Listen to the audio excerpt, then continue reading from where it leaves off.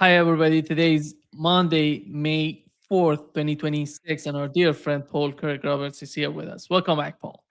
Thank you, Nima.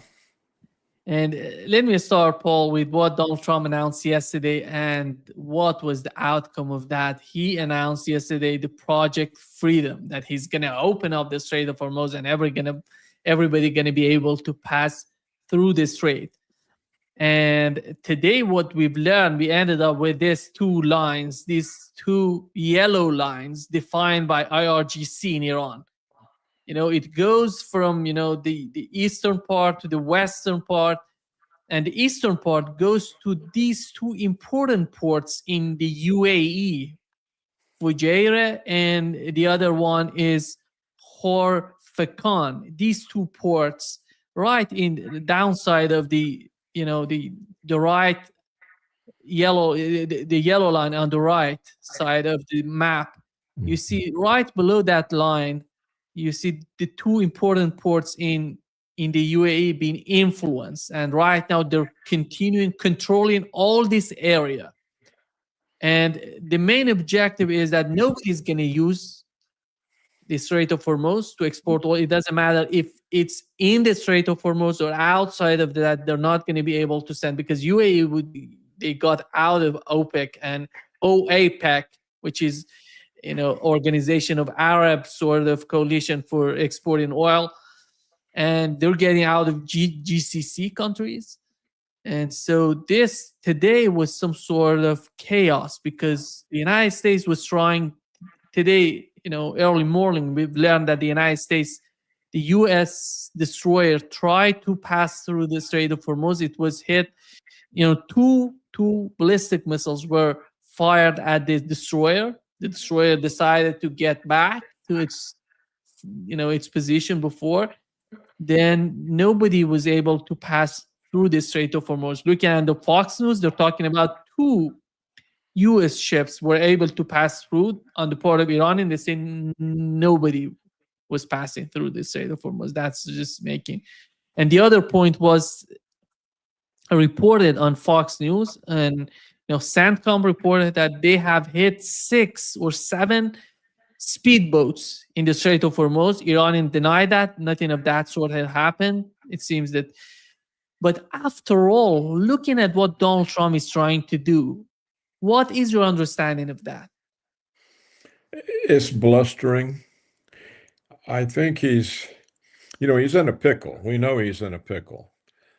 And he's trying to hide the fact he's in a pickle and that he is still in control, that he's the dominant figure in all of this. This is why we keep hearing that Iran is completely devastated, has no navy, no air force, no missiles, and so on and so on. So I think that's how we understand it. He's trying to hold that part of his constituency who's in favor of the war on Iran, the people who have bought in to the neoconservative argument, such as the one presented by his former national security advisor, John Bolton, that Iran is a terrorist state and a threat to the security of the United States, which is nonsense. And he's trying to hold on to these people by showing he is still the dominant figure and that he is sort of holding his patience with Iran to give them a chance to see reason before he finishes off their destruction. So that's my reading of the situation. I agree with Iran that they control that area and no ship can move through there unless the Iranians permit it. I don't know why Trump chooses to base his position on what knowledgeable people know to be an impossibility, that the American ships, the American Navy, can transit the strait securely. That's not possible. So that's my take on it, Nima. The only tanker, by the way, today could pass through the Strait of Hormuz was a sanctioned Iranian LPG tanker, and which was passing through the Strait of Hormuz, just passing through the blockade of the United States. That was the only tanker today passing through. And the other point, Paul, that the Fujairah port in UAE is on fire as we talk, because they got hit by some sort of drone or missile. And how do you see UAE? Because they were feeling that if they get out of OPEC, if they get out of OAPEC, as they have it in GCC amongst GCC countries, or they're going to be able to, to improve their situation with their economy. But it seems that the situation is getting worse. Iran is not backing down. Today Iran hit UAE. It shows the fragility of their position right now. And how do you understand that? Well, I don't. I don't know why they pulled out of OPEC. One might think it was so they could sell more oil than OPEC, but it turns out that the OPEC countries have increased their output, at least according to news reports. You Yeah, never know what's they true. did. Yeah. They did a little bit, not just much. So I don't understand it at all. I really don't understand the existence of these little city states sitting on a pool of oil. I don't know why the Saudi Arabians haven't taken them over. I don't know why the Iranians haven't taken them over a long time ago. I suppose because the Americans took them over and turned them into naval and air bases. Um, uh, Now that these Gulf oil chiefdoms have learned they're not secure, that America has failed to protect them.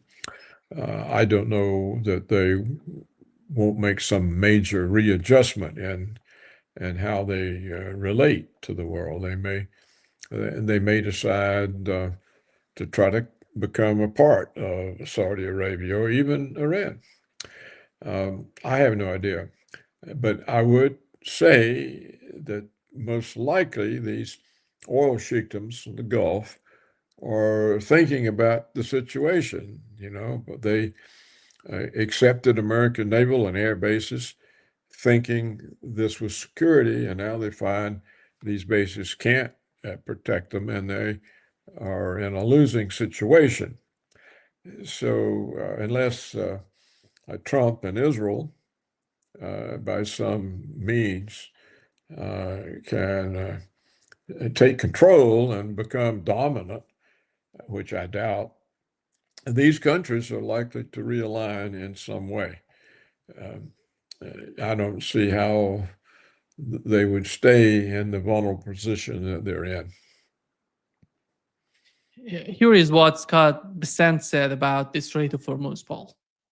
The Iranians do not have control of the strait. We have absolute control of the strait. We have blockaded the ships going into or out of Iranian ports. Their economy is in free fall, and everyone says they have the high tolerance for pain. Well, their soldiers will not have a high tolerance for not getting paid.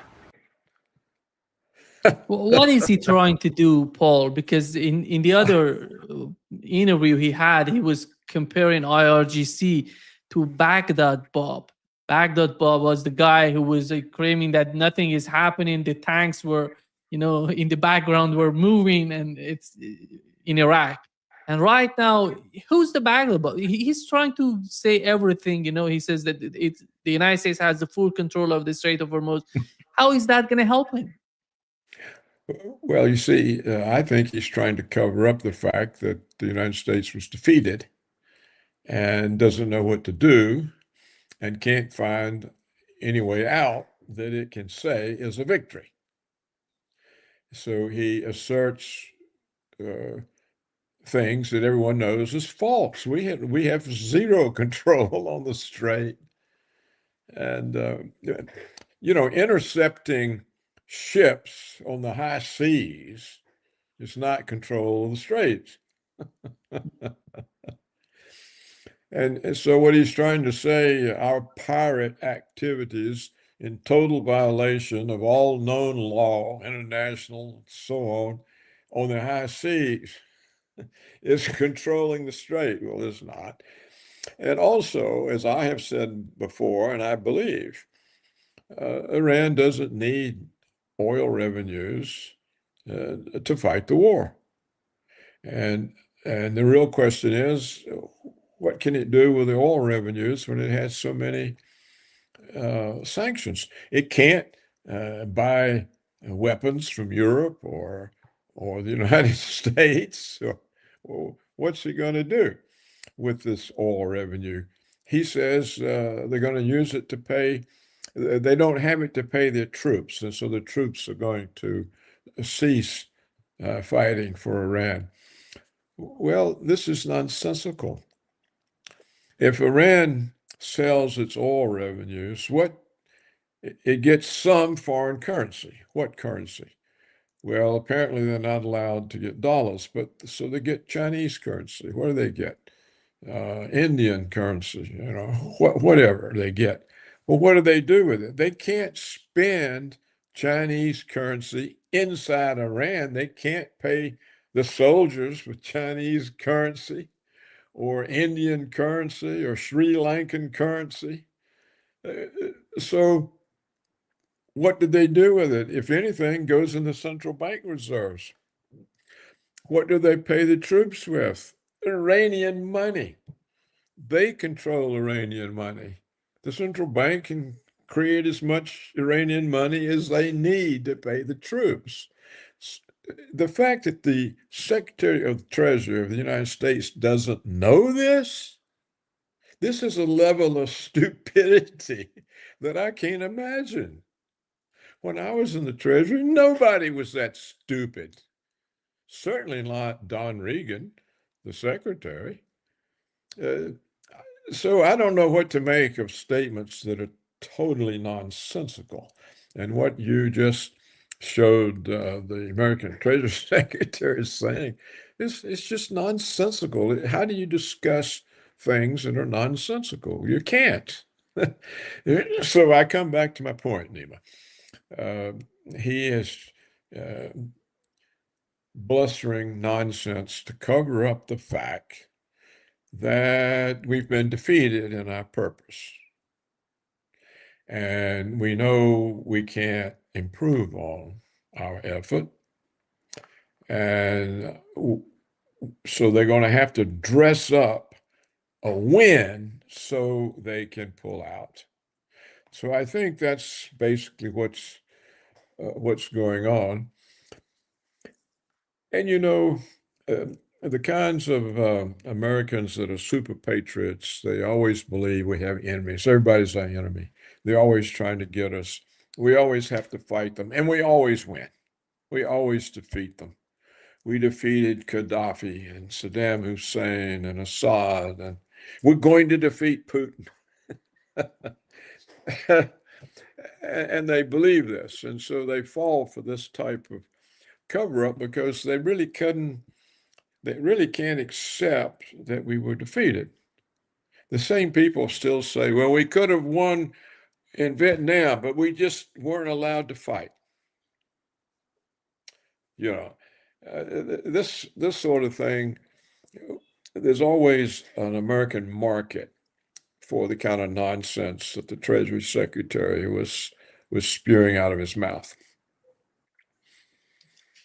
Paul, you mentioned Vladimir Putin and then Iran. The United States in the last 5 years tried to manipulate Ukraine, then tried to manipulate the Middle East. They're fighting right now basically two of the most important countries in BRICS, Russia and Iran.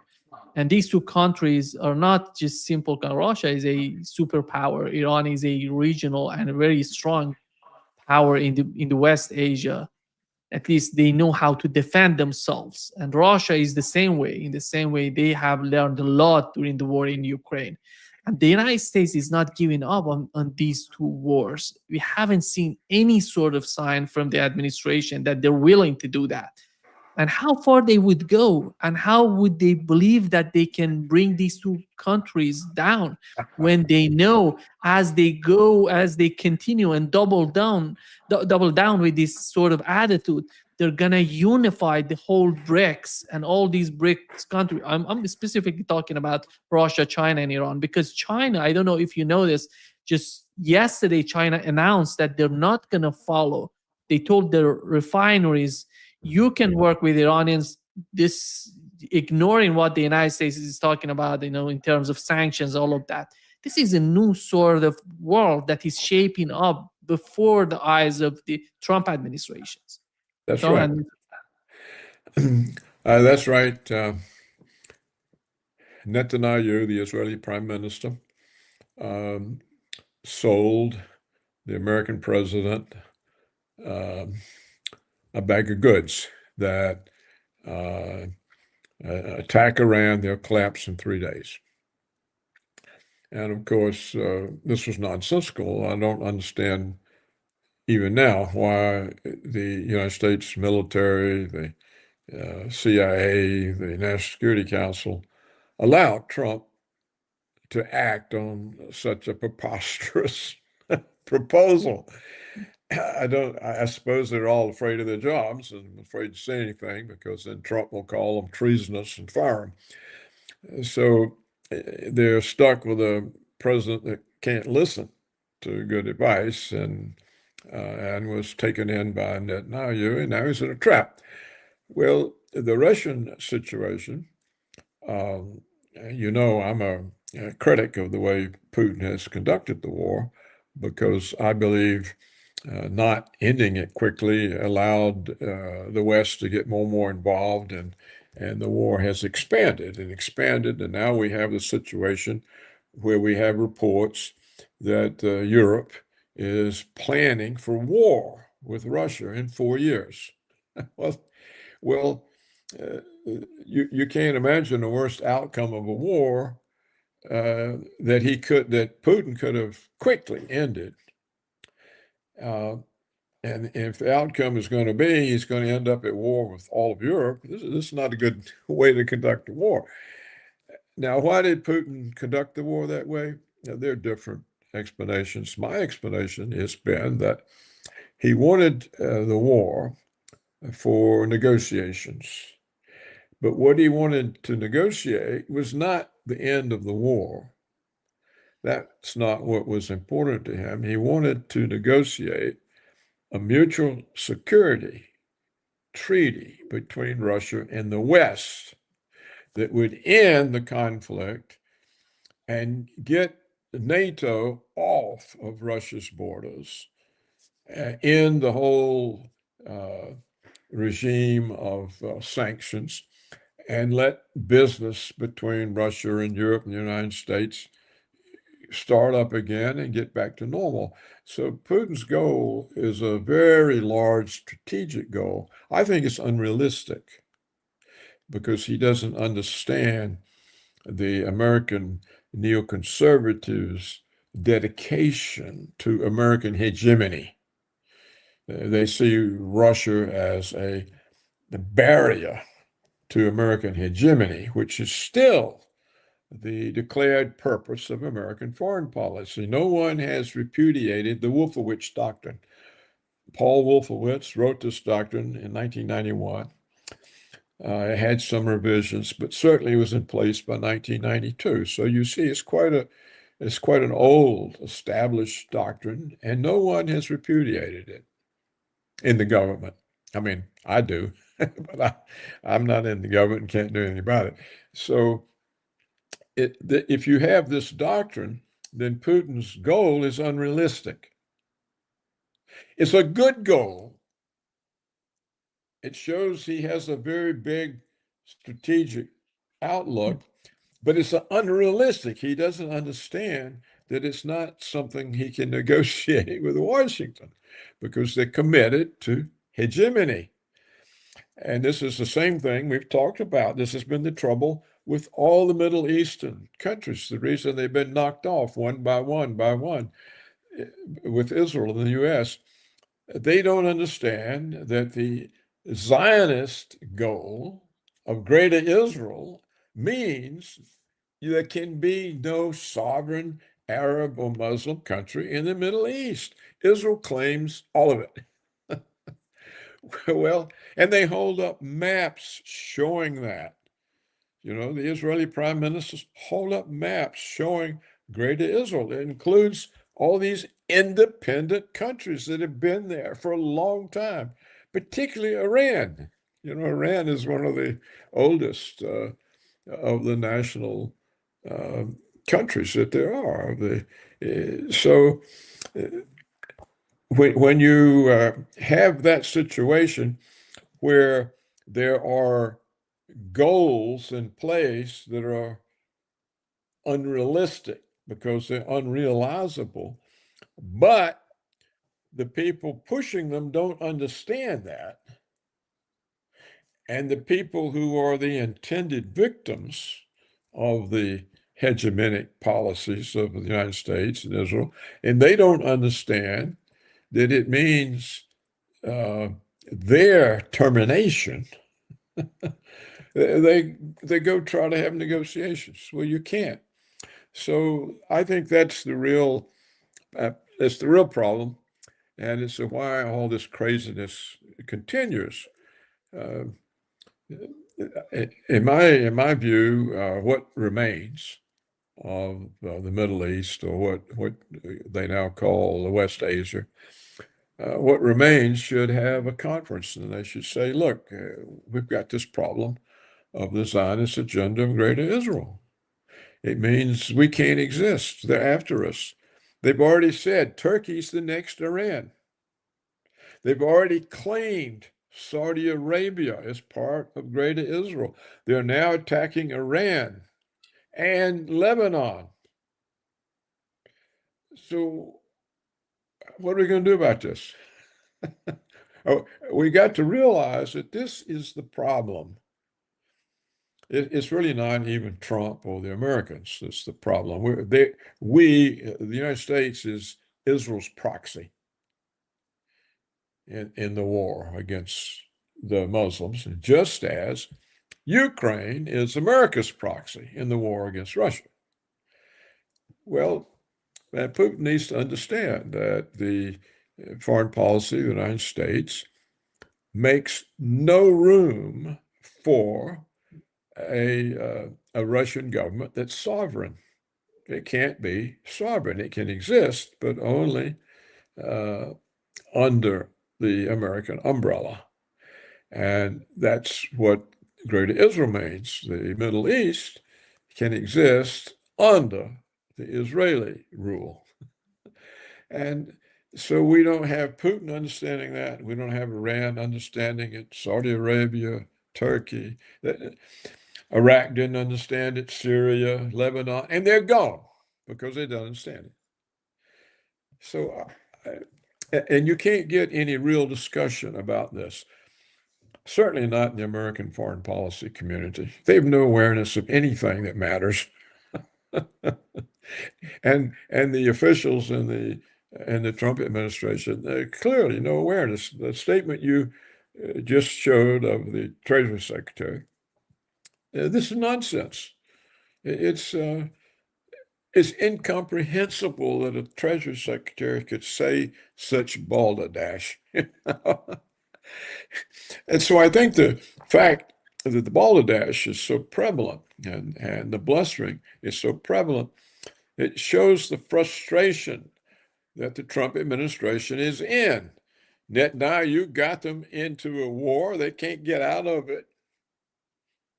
There's nothing else they can do except use nuclear weapons, which I think they know would be deadly for them as well, because the prohibition on using those weapons is strong. And if the United States lets that genie out of the bottle, it's let it out in a way that's going to come home eventually to the United States. So I don't think the threat of the nuclear weapons is very real, particularly since this is a war of choice. It's not like Iran attacked and has the United States and Israel by the throat. Iran was a country that was attacked, and all it's done is respond. And as you know, I'm critical of the way Iran has fought. Just when they were winning, they quit and accepted a ceasefire. They should have gone on and won. And the whole thing then would have probably changed the government in Israel. And they may have been able to get a government that would agree to abandon the Zionist agenda of Greater Israel. Well, I think Iran's lost that opportunity. So you can see my position comes from the fact that we have two unrealities. Greater Israel, the whole thing is impossible. The area is too big for a tiny state with 6 million or 7 million Jews. They can't possibly.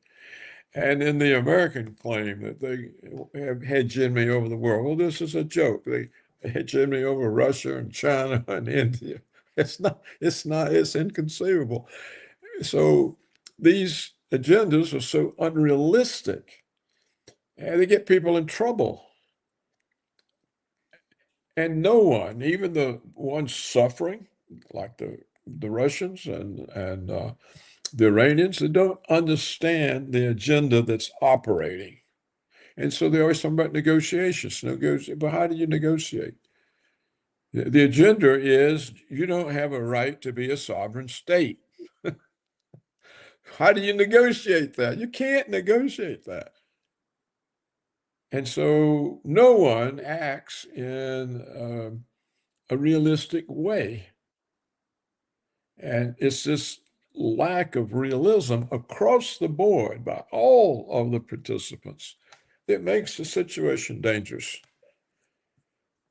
So, I've expressed these views on your show, and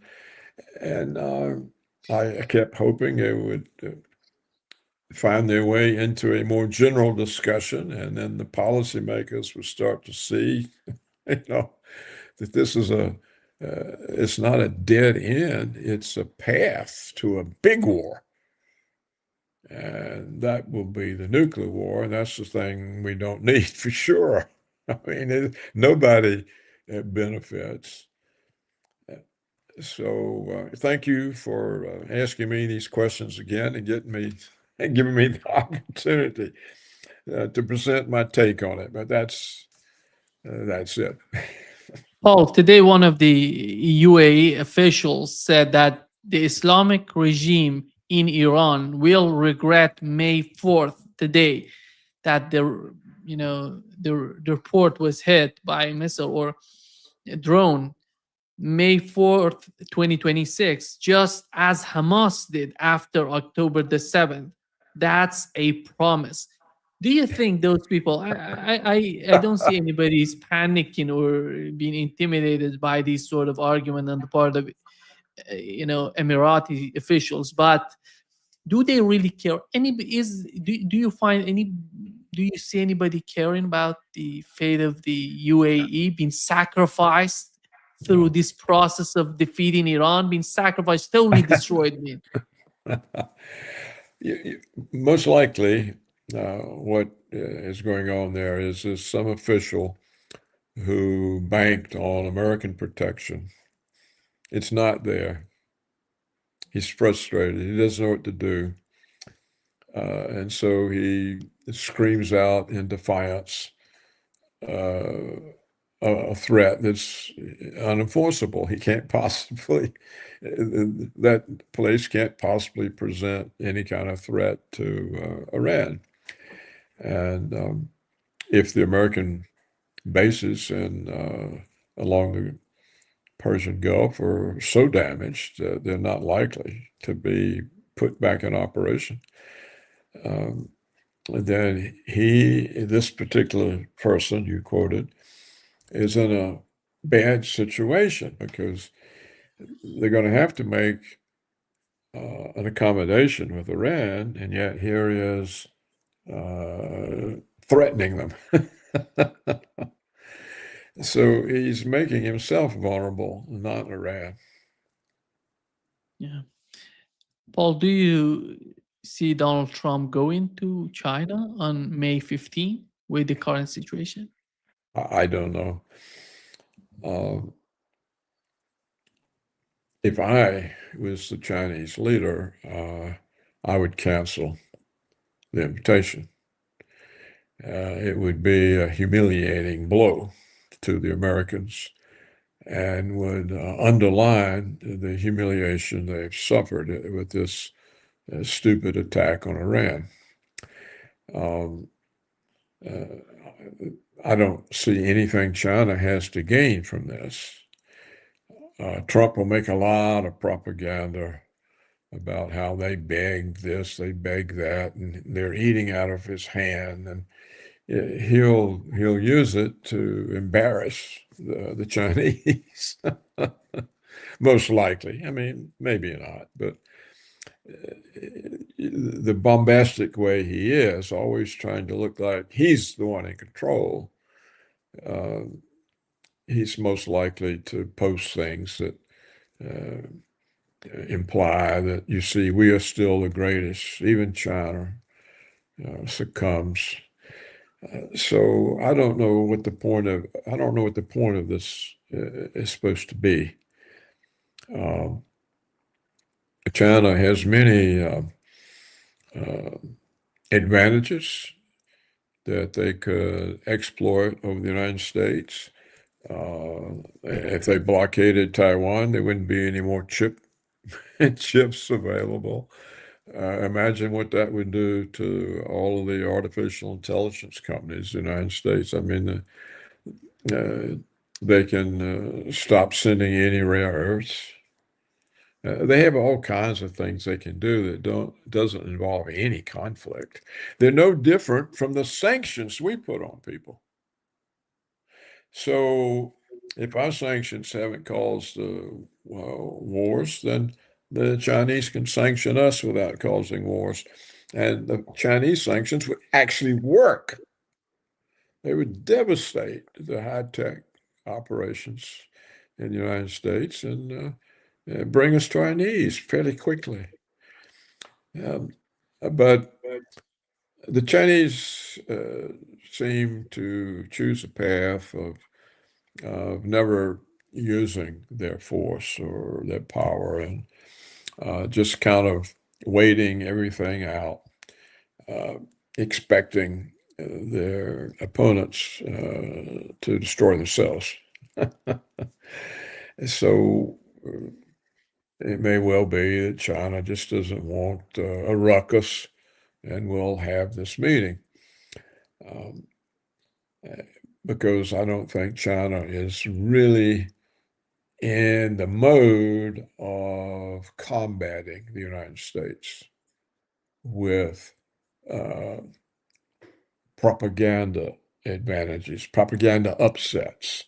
Like it would be an upset if it said we think that Trump is unreliable and treacherous and has attacked Iran twice while he's holding peace negotiations, and we just don't want to deal with him, and he's not welcome. Well, this would be a very forceful thing in the world.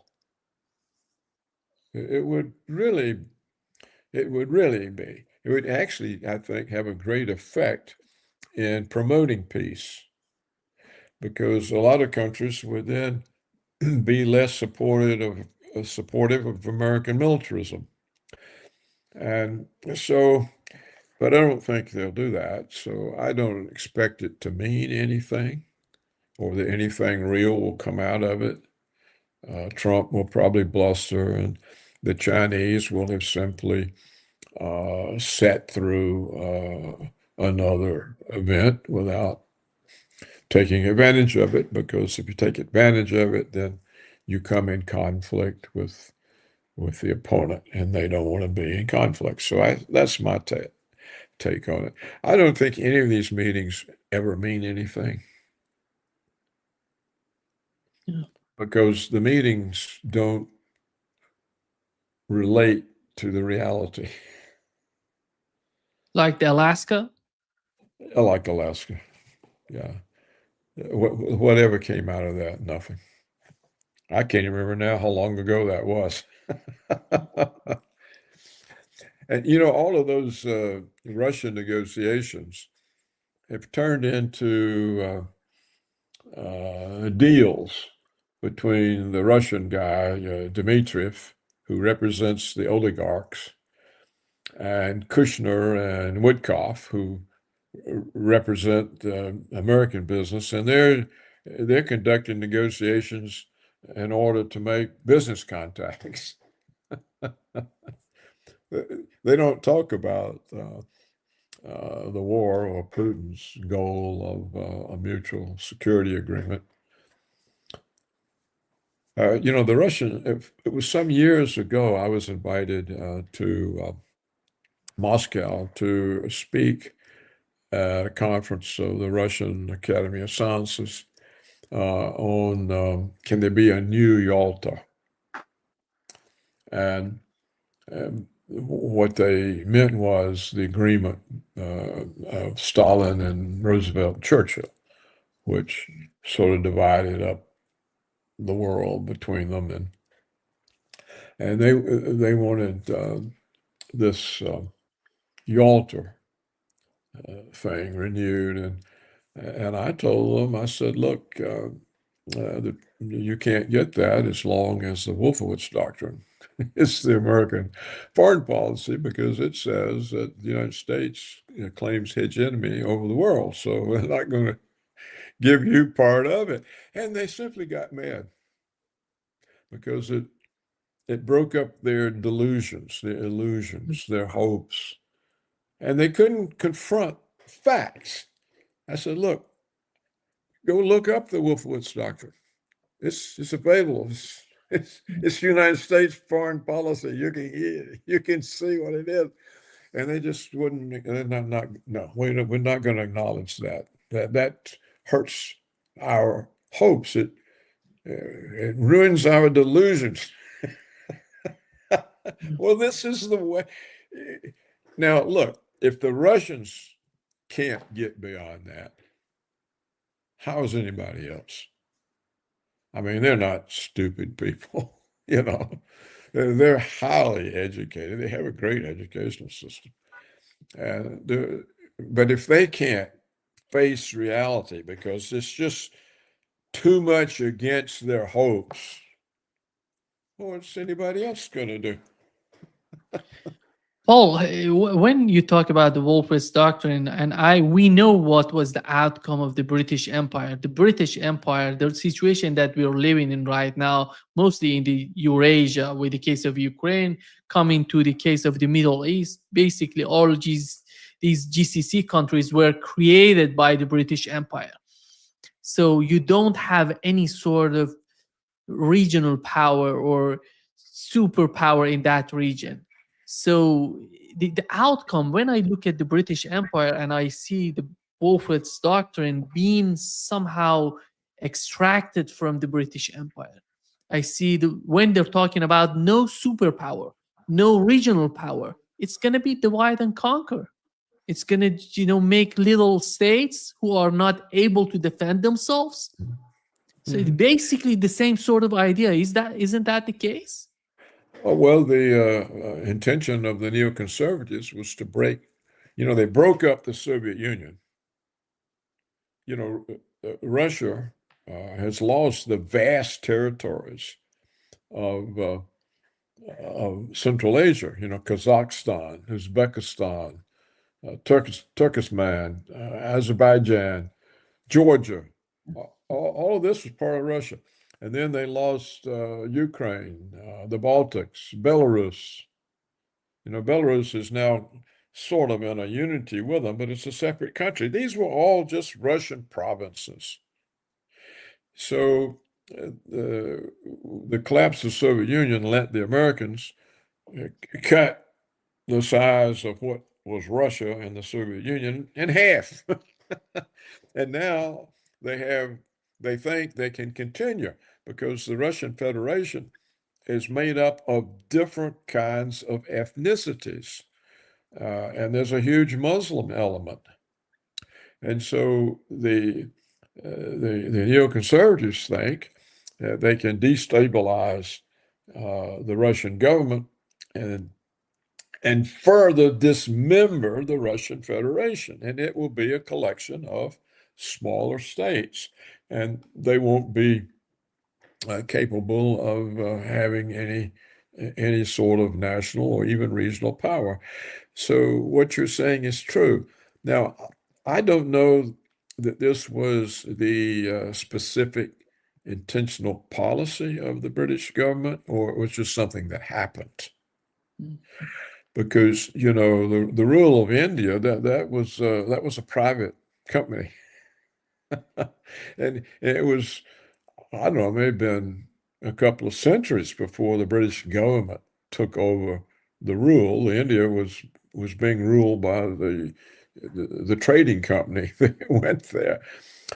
And the same for much of Africa. It was Cecil Rhodes that was ruling Rhodesia, not the British government.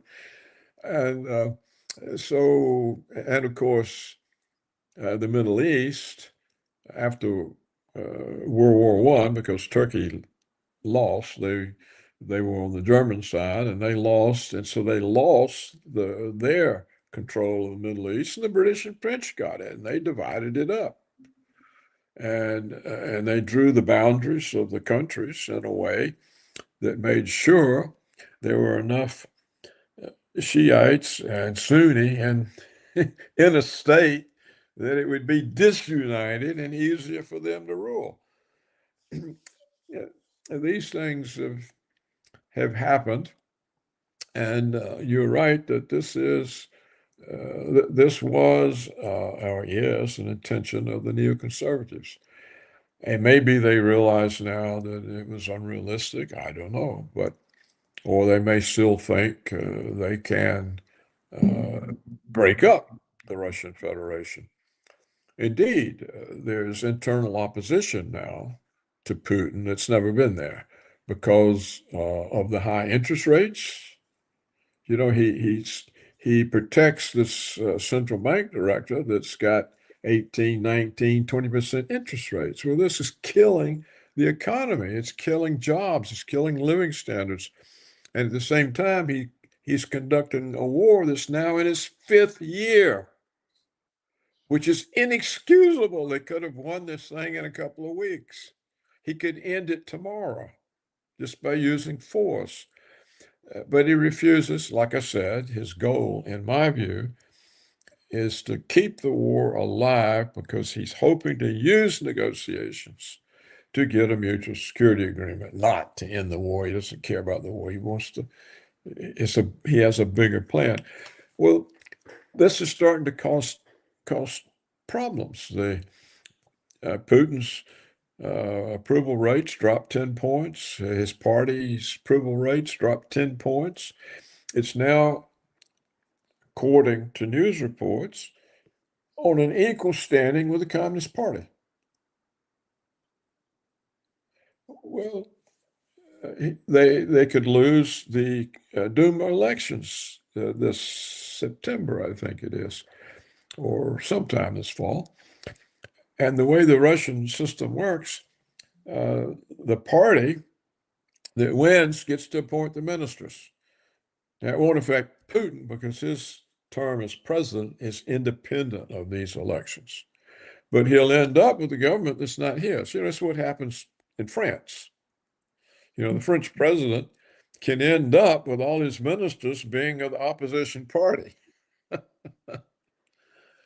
And so this would basically put a cap on Putin's ability to act, to do anything, because he wouldn't have the Duma. So I think the neoconservatives still have these hopes. And it amazes me that Putin doesn't realize that he is creating vulnerabilities for himself and for his party. All these vulnerabilities would disappear if he stopped protecting this this central bank woman. And if he just said, well, we've fooled about long enough, we got to end this war. I want it over by next Friday. And the generals would have it over. And then all of the declines in the polls would go right back up. It'd all be over.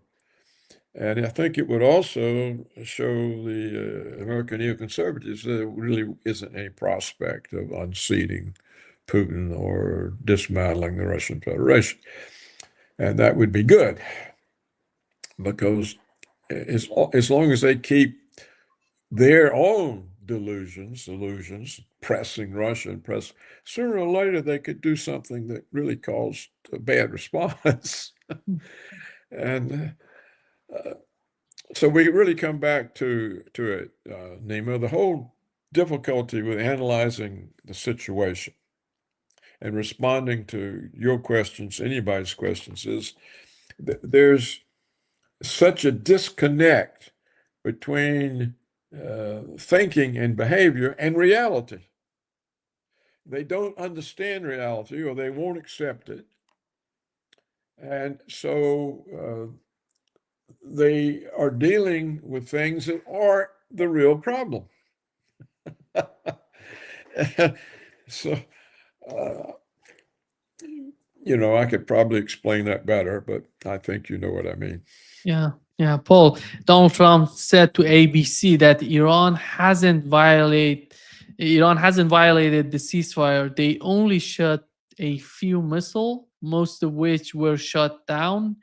Very little damage to UAE, but the damage, I think it was somehow significant, because these are the two important ports that UAE had outside of the Strait of Hormuz. They could send oil. And after all, Paul, if the situation with the UAE is not going to be that much of concern for the Trump administration, let's assume, what would escalate the war drastically, the way that Benjamin Netanyahu wants it? Here is the solution suggested by Naftali Bennett. Reality is that Israel is a democracy, is the best ally America can have. And NATO's not helping. Imagine for a moment we don't exist, okay? And you've got the Middle East festering with jihadists and Al-Qaeda type and ISIS and Hezbollah. We know what'll happen. They're going to hit the Twin Towers, 9/11. You were in New York when that happened. I was in Manhattan when it happened. I saw those buildings on fire. That's what happens when you say the Middle East isn't our problem, we don't care. So the radical Islamists will come to the big Satan, to Manhattan, to California, to America, but with nuclear ballistic missiles. And by having Israel, you do not need to send hundreds of thousands of boots on the ground. Yeah, you know what he's arguing. He's basically threatening the United States with a false flag operation again in the United States. To your understanding of that, Paul, go ahead. Yeah, it was fear mongering about. You see, as far as I can tell, Nima, the so-called Muslim radicals, these are all creation of CIA. We created them in order to destabilize the Soviet Union and Afghanistan. And bin Laden was our guy. He was the head of that CIA operation against the Soviets. And it's clear as day he had nothing whatsoever to do with 9/11. No Muslims had anything to do with 9/11. It was an inside job by the American neoconservatives to create the new Pearl Harbor that they said they needed to invade the Middle East and destroy the countries in the way of Greater Israel. So that's what 9/11 was about. And the war on terror is a hoax. There wasn't any terror. It was a war to get rid of Gaddafi, Saddam Hussein, Assad for Greater Israel. Just like the current war is to get rid of Iran for greater Israel. And some people blame Israel for it. I think that is not likely, but they did know about it because they had Mossad agents on site with the cameras set up to film when the buildings came down. So they knew in advance, which is logical because the American neoconservatives, they're overwhelmingly Jewish, and half of them, I think, are joint Israeli-American citizens. So they certainly would have told the Israelis. Furthermore, some firm had to have wired those buildings. It's now been proven conclusively that Building 7 was wired. There's no other way it could have come down at free fall acceleration. And the other two buildings, they also came down at essentially free fall acceleration into their own footprint. So We call somebody it, had, Paul, we call it in civil engineering, we call it controlled demolition. And it Yeah. means that you destroy the building the way that it doesn't damage the Yeah. surrounding buildings. That's right. Okay. I witnessed one years ago as an engineering student. So when I saw it, I said, that's controlled demolition. Well,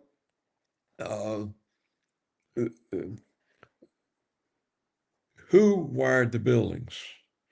There are not many companies. And as far as I know, there has never been buildings as tall as the two towers that were brought down by controlled demolition.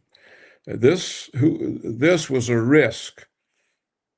They don't usually bring down 100 and 104-story buildings because they're not any, a handful in the world maybe.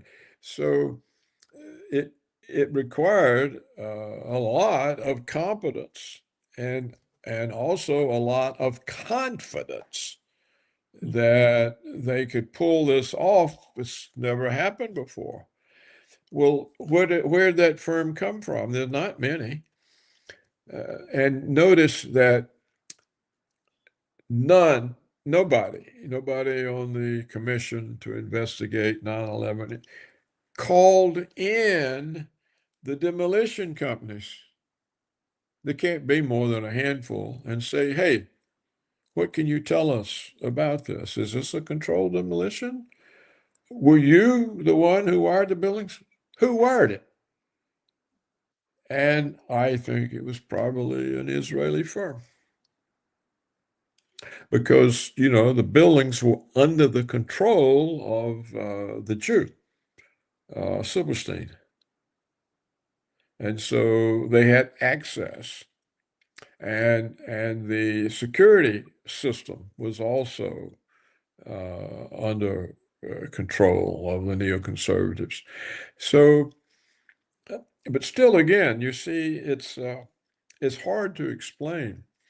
I mean, Israel doesn't have skyscrapers that they have to bring down in order to build something else. And there's no experience with bringing down buildings like that. I don't think there's even any experience bringing down buildings as tall as Building 7. But we do know for a fact, it's not debatable, that a building like Building 7 of the World Trade Center cannot fall at free fall acceleration into its own footprint unless it's a controlled demolition. Because what controlled demolition means is each floor has to become unglued just prior to the floor above it hitting. Because even if the floor above has enough mass and force to crush the floor, it takes some time. whether it's a second or a split second. But the end result is it's not free fall acceleration. Well, that was, and that's not debatable. So we know it was wired.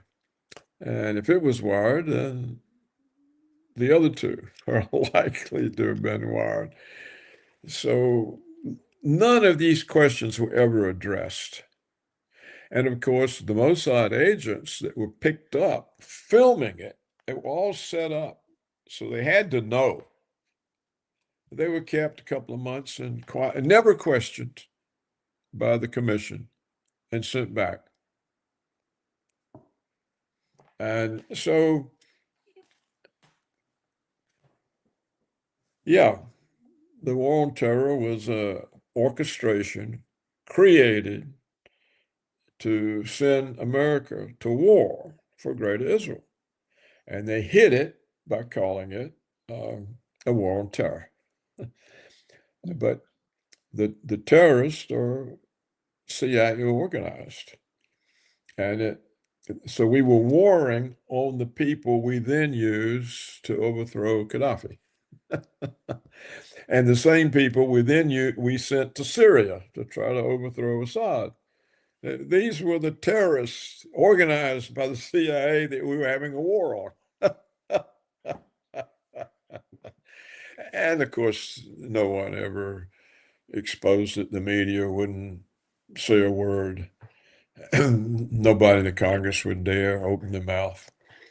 And those who did, for example, the scientists at the Brigham Young University who collected the dust from the World Trade Center and proved beyond all doubt that it had reacted and unreacted nanothermite in it. Well, nanothermite's what they use to bring down the buildings. And so he gets fired from the university. And that then was a message to all the other physicists: don't say a word. You'll lose all federal funding. Your physics department will be shut down. Your career will end. And the administrations knew that they couldn't lose the federal money, so everybody shut up. The same thing with high-rise architects and structural engineers. Eventually, Richard Gage had 3,000 of them who said, this can't possibly have happened according to the narrative. These buildings were intentionally brought down. It took him years to get that, because if you are a structural engineer or a high-rise architect and you take a position like that, most of your clients are going to think, oh, you're on the terrorist side. You're taking up for the terrorists. We're not going to do business with you, and your business fails. So I think the government knew that that the people who would see through this would silence themselves, because as physicists they would lose their position in the universities, and they made sure first guy that said anything, he was finished. And they also knew that architects and engineers, they couldn't say anything without losing clients, because people would say, you're on the terrorist side. And they knew too that if you were in journalism, you'd said anything, you'd be branded and demonized or ignored, because everybody would be afraid. So even people who came up and proved a case, nobody would say anything about it, because they'll get us too. They're not just going to get him. They'll get anybody who takes it up. So that's the way it works. The same thing worked with the assassination of John Kennedy, with Robert Kennedy. It was easy to see through these, but it was too high a cost, and so everybody just shut up. And that's a real problem, because even people who know the truth can't be effective. because it's too costly for anybody to acknowledge it. And of course, the situation's worse if everybody is too unrealistic to be realistic. Yeah. Yeah. Yeah. Thank you, Paul, for being with us today. Great pleasure as always. Okay, Nima, thank you very much. See you next week. I'm gonna send the link. Thank you. See you. Bye-bye. Bye.